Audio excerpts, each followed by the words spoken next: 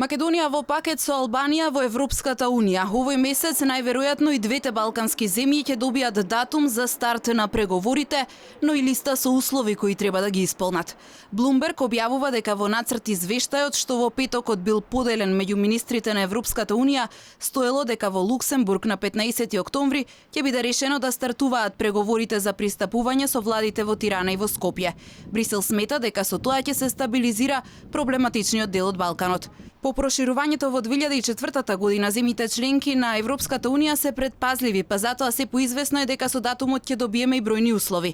Германија, Грција и Бугарија се првите земји кои отворено кажаа што треба да направиме за да не биде попречена интеграцијата.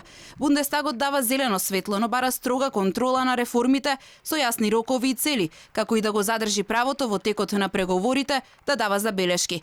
Од Грција пак стигна предупредување за можни блокади, доколку тамошната влада оцени дека се загрозени националните интереси. Ова лично го најави грчкиот министер за транспорт Костас Караманлис во интервју за грчкиот весник Параполитика.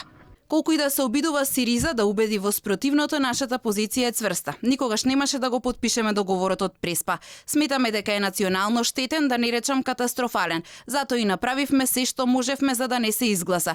И сега правиме се за да се ублажат одредени последици, особено да ги заштитиме трговските ознаки на бизнисите од Македонија и секако правилно да ја одиграме, ако биде потребно и на картата на вето за интеграцијата на соседите во ЕУ. Тоа е најсилната алатка за притисок што ја имаме во овој момент и сите да бидат сигурни дека нема да ја оставиме неискористена, вели Караманлис.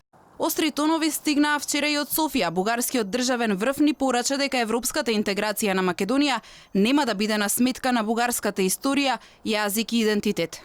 Ние немаме поблизок народ. Исклучително е важно да бидат примени во Европската Унија, но важно е и да разбере дека тоа зависи од нив. Затоа апелирам да запрат да се играат со историјата, со минатото и да се концентрираат кон иднината.